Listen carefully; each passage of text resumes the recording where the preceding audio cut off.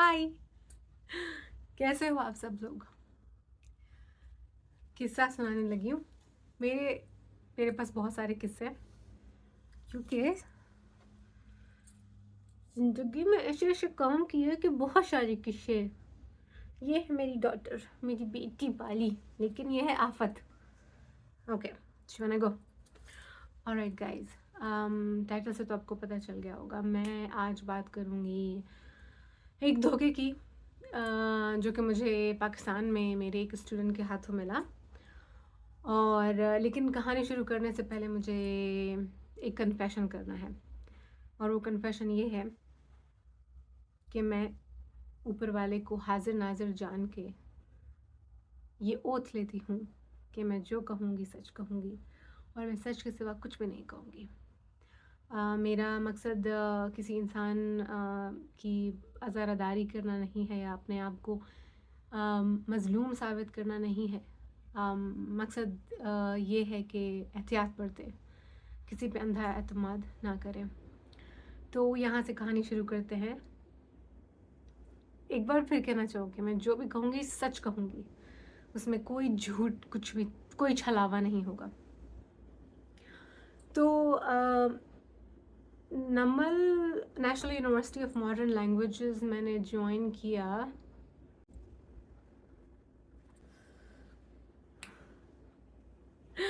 मैंने ज्वाइन किया था 2017 में, ग़ालिबन उसके शुरू में, क्योंकि 2018 के एंड तक मेरे पूरे 2 साल बन रहे थे, तो 17 का शुरू गिन लो। तो वहाँ पे एक स्टूडेंट हुआ करता था, उसका नाम था वसीम गुज्जर।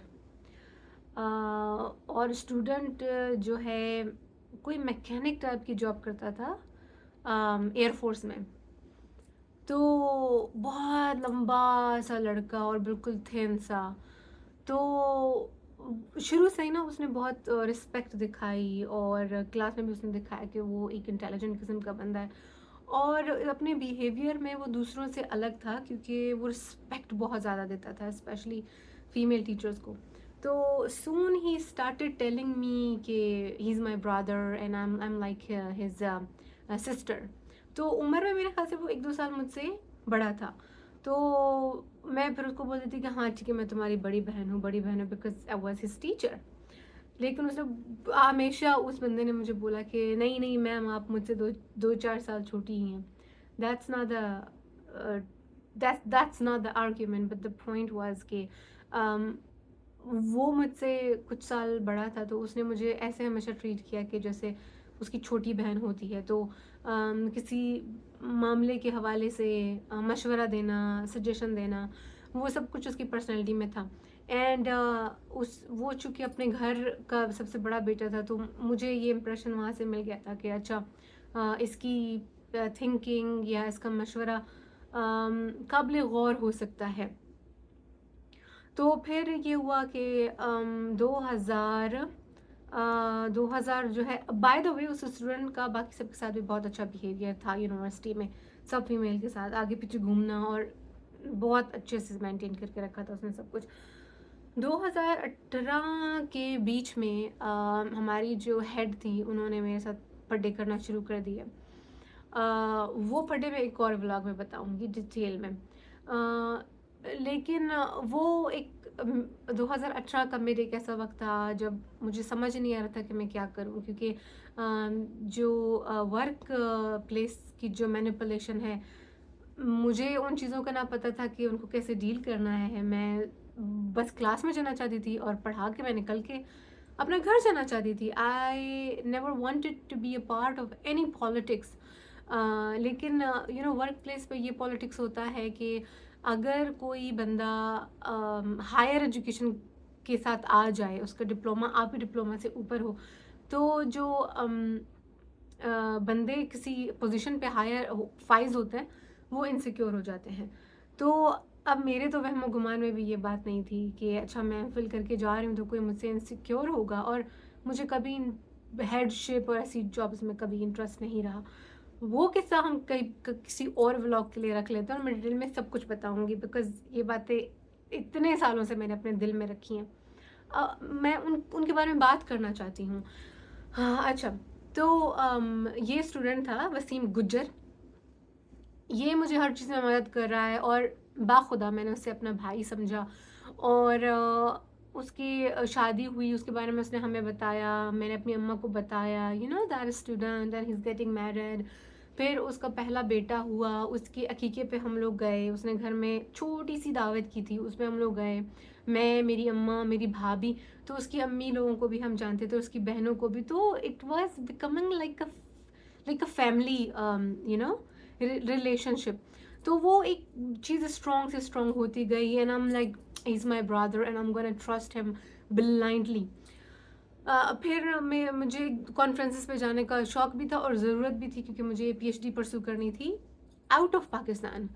तो मैं जो हूँ, ये मलेशिया की मेरी कॉन्फ्रेंस हुई, जो कि मेरा पहला बाहर का विज़िट था, तो उसके वीज़ा के प्रोसेस में मेरी मदद करना, टिकट्स के हवाले से मेरी मदद करना, मुझे प्रिंटर लेना था, उसमें भी उसने मेरी मदद की। मतलब कि जो भी चीज़ इस तरह की होती थी, टिकट्स का कुछ भी हेल्प वगैरह, तो मैं भी उसको अप्रोच कर देती थी और हेल्प वगैरह मांगती थी। फिर मेरे साथ कुछ बहुत मसले होने लग गए नमल यूनिवर्सिटी में। मेरी जो हेड थी और उस टाइम का जो रजिस्ट्रार था, उन्होंने बहुत प्लॉटिंग करना शुरू कर दी और वो चाहते थे कि भाई इस बंदी को इस यूनिवर्सिटी से फ़ारिग कैसे किया जाए। तो ये बंदा मुझे बता रहा था कि मैम ऐसा करें ऐसा करें, वो मैं एक और ब्लॉग में शेयर करूँगी। और मैं नमल यूनिवर्सिटी से रस्टिकेट भी इसी बंदे की वजह से हुई। लेकिन अब इस वक्त मुझे नहीं पता, जो 2018 का बीच है। तो इस एक दिन ये मेरे पास आया, मुझे कहता है कि मैम कुछ घरेलू चीज़ें हैं और मुझे ना पैसों की ज़रूरत है। तो अब उस वक़्त मैं इतने मुश्किल टाइम से गुज़र रही थी और you know I wanted to trust someone, कि अब अगर आपको शक भी होता है तो आप आंखें बंद कर लेते हो और आप कहते हो कि यार no no no that person is sincere with me. तो मैं तनो तनहा थी और मैं इस पे भरोसा कर रही थी। तो इसने मुझे कहा कि ma'am I need some money, so I had my cheques maybe of 6-7 months. I was keeping them in the pocket of my bag और मैंने वो सारे के सारे चेक उठा के उसको दे दिए। मैंने कहा आपने जितना ये रख लो, बिकॉज आई ट्रस्ट यू। और यार उसके अंदर पैसों को गिनना तो दूर की बात, मैंने ये भी नहीं देखा कि how many cheques I gave him, amount count करना तो दूर की बात है। तो इसने बोला मैम नहीं, ये तो आपकी सारी इतनी मेहनत की कमाई है आपकी तो मैंने कहा अब इस वक्त मुझे इनकी ज़रूरत नहीं है, तो यहाँ पे रखने से बेहतर है कि किसी की अड़ खलास हो। मेरी अम्मी ये हमेशा बोलती है सिंधी में कि किसी की अड़ खलास हो तो किसी को मदद करो, पैसा दे के या कोई और चीज़ है, इसके बजाय कि वो आपके पास पड़ी रहे और आप इसको इस्तेमाल भी नहीं कर रहे हो। तो मैंने इसको दे दिया। उसके बाद 6-7 महीने एक जंग चलती रही नमल में और आखिर में मैं जंग जीत गई और उसके 1 महीने के बाद मैं जंग टोटली हार गई। किस्सा वो वाला अलग ब्लॉग में बताऊंगी। फिर मैं सोचने लगी कि यार मतलब इस बंदे ने तो कहा था कि जीत यहाँ हमारी होगी, लेकिन मैं तो रेस्टिकेट हो गई। उसके बाद मैं बहुत ज़्यादा डिप्रेशन में थी और फिर मैंने कहा कि कुछ करना पड़ेगा, मैं निकलती हूँ, कोयटा से एटलीस्ट निकलती हूँ। फिर मैं इस्लामाबाद चली गई, मैंने कहा मुझे बस पीएचडी के ऊपर अपना दिमाग लगाना है, जॉब शॉब हर चीज़ को भाड़ में डालो फ़िलहाल। तो मैं इस्लामाबाद चली गई, मैंने जीआरई, वो जनवरी का महीना था, in the start of January I was rusticated from Namal University. तो मेरे पास जनवरी या फरवरी था, मैंने देखा उसकी जीआरई की क्लासेस के लिए मैंने अपनी फ़ीस जमा करा दी और फ़ीस उस वक्त मेरे ख्याल से 40,000 थी 2019 के स्टार्ट में। इन पर्सन क्लासेस होती थी, उस वक्त कोविड नहीं था। फिर मुझे हॉस्टल में रहना था, हॉस्टल का 1 महीने का मुझे रेंट देना था, मुझे ग्रॉसरीज के लिए पैसे चाहिए थे, मुझे ट्रांसपोर्टेशन के लिए पैसे चाहिए थे to travel from hostel to my academy and then to go back. ये सारा कुछ अब अम्मा ने मुझे पैसे दे दिए कुछ और मैंने कहा चलो ठीक है, इसको हम इस्तेमाल कर लेते हैं। वो ख़त्म होने को आया तो मैंने कहा कि यार ये तो अभी 6 महीने गुज़र गए हैं, तो मैंने बहुत हिचकिचा के बोला कि वसीम भाई पैसे। तो कहता हाँ मैम मैं तो हूँ ज़रा सख्त वक्त में जा रहा हूँ, आपको अर्जेंट ज़रूरी है चाहिए। मैंने कहा नहीं नहीं ले लो टाइम, ठीक है कोई बात नहीं, अगले महीने। हाँ, तो वो मैंने कहना शुरू कर दिया कि यार गिव मी माई मनी। तो अगला महीना आ गया, कोई खबर नहीं है, कुछ भी नहीं है। उस बंदे ने नमल यूनिवर्सिटी कोयटा ब्रांच से मास्टर्स के बाद एमफिल में हिस्सा एडमिशन ले लिया और ब्यूटम से वो करने लग गया एमफिल। उसके बाद उसने जो है अपनी बहन की शादी की। उसके बाद उसने एक और बच्चा पैदा कर लिया जिसके ऊपर बहुत सारे पैसे लग गए। उसके बाद उसने बैल काटा, अपने ईद कुर्बानी के लिए बैल काटा। मुझे ये सब कैसे पता है? मुझे ये सब इसलिए पता है क्योंकि मुझे ये सब वजूहात दी गई आहिस्ता आहिस्ता कि इन के ऊपर मैंने पैसा लगाया, इसलिए मेरे पास पैसा नहीं है आपको देने के लिए। तो रफ्ता रफ्ता ये होने लगा कि मुझे गुस्सा आने लगा कि भाई मैं ख़ुद स्टूडेंट हूँ और मैं गैर शादीशुदा हूँ और मैं घर में अम्मा के अलावा मैंने किसी से कोई पैसा नहीं मांगा, तो मुझे खुद भी पैसे चाहिए। ये क्या बात है? मतलब मैं टेस्ट के लिए तैयारी कर रही हूँ, मुझे आइल्स देना था और मैं हॉस्टलाइज्ड हूँ।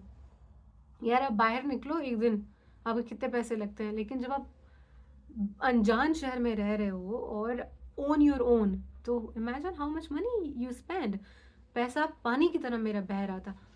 तो मैंने इस बंदे को बोलना शुरू किया कि प्लीज़ मेरा पैसा दे दो। तो हर बार वो कोई ना कोई एक्सक्यूज़ लेके आ गया, मेरा मेरा बच्चा, मेरी दूसरा बच्चा हो गया, मेरी ये है वो है, मैंने बहन की शादी कर दी। अब मैं देख रही हूँ कि यार सारे काम तुम्हारे चल रहे हैं और तुमने मेरे जो है तकरीबन 2 लाख रुपया उसके ऊपर था, 1,95,000 इन 2018। तो ये सब कुछ चलता रहा। उसके बाद मुझे यूरोप की एक फेलोशिप मिल गई और मैं उसके लिए चली गई।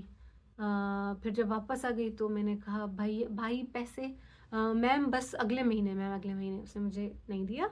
उसके बाद I kept on looking for jobs, क्योंकि अब मुझे जॉब चाहिए because I want to go for the conferences और मुझे अपने टेस्ट वगैरह भी लगातार देने होते हैं यार। एक बार आप अगर अटेम्प्ट में रिक्वायर्ड मार्क्स नहीं आते तो आपको दोबारा देना होता है, which means you have to go through the process again and fees वगैरह सारा लगता है। तो 2019 का जो स्टार्ट 2019 का जो एंड था, 25th of December, I was appointed in Sibi university, Mir चकर खानरिंद यूनिवर्सिटी। और दैट वाज अ मिरेकल। मैं गई और मैं चाहती थी कि मुझे ये जॉब मिल जाए और मैं गई वहाँ पे। उन्होंने कहा आप अभी आ जाएं मैडम, आपके पास एमफिल की डिग्री है और लिंग्विस्टिक्स में हमको यही चाहिए, आप आ जाएं इधर और हम आपको एडहॉक पे रखते हैं, आप अभी आ जाएं। तो मैंने कहा अगले हफ्ते आ जाऊँगी, अभी तो कुछ भी नहीं है ऐसे ही आ गई हूँ मैं। तो वो मैं आई थी अपनी सीवी जमा कराने उधर, तो उन्होंने मुझे उसी दिन रख लिया। तो वो एक अच्छी बात हो गई यार। पे भी अच्छी थी क्योंकि एक डिफ़िकल्ट एरिया है। हाँ, वो शुरू हो गई और दोबारा मैंने इस बंदे को बोलना शुरू कर दिया कि भैया इतना टाइम हो गया है, मेरे पैसे दे दो। मैम कल परसों, मैम कल परसों। फिर मैं इसको जो है मैंने इसको कस्में देना शुरू कर दी, तुमको अपने अब्बा की कब्र का वास्ता, तुमको अम्मी की इज़्ज़त का वास्ता। मतलब वो टिपिकल जो बंदा होता है ना, मैं बिल्कुल भीख मांग रही थी उससे कि प्लीज़ मुझे मेरे पैसे दे दो। मैम आपको ना मैं लास्ट टाइम देना चाहता था पैसे, लेकिन आप गायब हो गई, आपने मुझे कांटेक्ट नहीं किया, तो वो मैंने पैसे किसी और चीज़ में लगा दिए। और मैं तुझसे पिछले 10 महीनों से पैसे मांग रही हूँ, तो it doesn't make any sense. खैर उसने नहीं दिए पैसे। फिर उसने मुझे बोला कि उसके ससुर के आलू की सब्ज़ी जो है वो फसल उग रही है, तो वो मुझे फिर पैसे दे देगा। फिर ये हुआ कि उसके ऊपर जो मेरा 1,95,000 के करीब था पैसा, उस हिसाब भी सारा उसने ठीक ठाक रखा हुआ था। और मैं उसे हमेशा बोलती रही कि मेरा तुम पे ट्रस्ट देखो भाई, कि मैंने गिना तक नहीं कि मैं तुम्हें कितना दिया, और वो मेरी गलती थी, मैंने गलत किया, ऐसा नहीं करना चाहिए था। तो वो मुझे बोलता मैम मैंने ये सब कुछ लिख के रखा है, मेरे पास सारा रिकॉर्ड है। यार ये बड़ा आपने गैरतमंदी का काम किया कि आपने रिकॉर्ड बना के तो रख दिया, लेकिन आप पैसा दे नहीं रहे हो। वो इसमें अपने आप को गालिबन सेटिस्फाई करता रहा। फिर उसके जो ससुर है, उनके जो ससुर है मेरे भाई साहब के, उन्होंने अपने आलू की फसल को बेचा, पता नहीं क्या किया, और उससे 80,000 रुपये हो गए, तो वो उसने मुझे भेज दिया फटी फटी करके. Still the left amount was there and I wanted that. तो एक दिन वो बिल्कुल रोने लगा है फ़ोन पे, मुझे कहता है मैं खुदकुशी करने जा रहा हूँ, मैं मेरे ऊपर इतना कर्जा है. हाय, मैंने कहा भाई ऐसे नहीं करो. मैं अभी ये 1.5 साल के लिए उसने मुझको उल्लू बनाया और मुझे जलील करके रखा, और उसके बाद मेरे मेरे साथ रो रहा है फ़ोन पे. और मैंने कहा अच्छा ठीक है भाई, ठीक है, थोड़ा ले लो टाइम, ठीक है. उसके बाद दोबारा मैं अमेरिका के लिए अप्लाई करी थी. मुझे टेस्ट देने थे, मुझे वीज़ा के लिए अप्लाई किया हुआ था, उसकी फ़ी देनी थी. यार ट्रैवल की कितनी फ़ी है, कोयटा में तो नहीं है एम्बेसी अमेरिका की, वो करना था. भाई बंदा कहाँ रहेगा, वो करना था. 1,000 चीज़ें थी.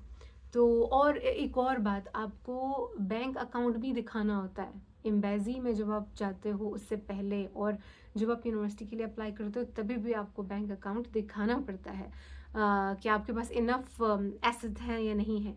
आप ऐसा तो नहीं है कि उधर जाकर कोई उल्टा पुल्टा काम करोगे या भीख मांगने लग जाओगे. तो वो मुझे अपना अकाउंट उसको चढ़ाना था, अमाउंट चढ़ाना था अकाउंट में. तो मैंने उसको बोला भैया दे दो मेरे पैसे, 1 लाख ही दे दो.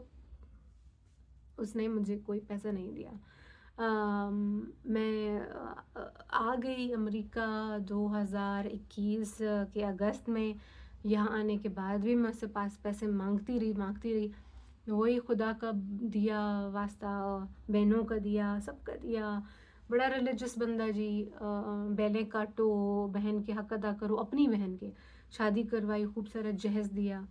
लेकिन मेरा जो पैसा था, मेरी मेहनत की कमाई, उसको पता है कि मैं नमल में सुबह से लेके रात तक मैं बैठी होती थी और मैं अपनी क्लासेस ले रही होती थी. मैं ज़्यादा क्लासेस ले रही थी बिकॉज़ मुझे ट्रैवल करना होता था कॉन्फ्रेंसेस के लिए.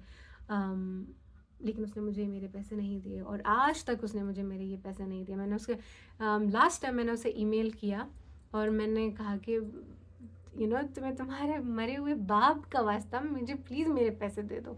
और उसने मुझे पता है क्या बोला. उसने कहा मैम मैं जो हूँ अपना ईमेल चेक नहीं करता, ये मेरा फ़ोन नंबर है, इस फ़ोन नंबर पे मुझे मैसेज करो. यार अब ये आपकी मर्दानगी, ये आपकी गैरत. हाँ. और कुछ भी नहीं है, कोई पैसे नहीं है. तो अब बात ये है कि ऐसे अंधा भरोसा नहीं करना चाहिए, पहली बात. दूसरी बात ये है कि अगर गलती हो जाती है तो उसके लिए अपने आप को मार नहीं देना चाहिए. मैं बहुत टाइम तक अपने आप को क्रिटिसाइज़ किया. फिर इत्तेफाक कुछ ऐसा हुआ कि मैंने ना कुछ इंसिडेंट्स देखे हिस्ट्री में.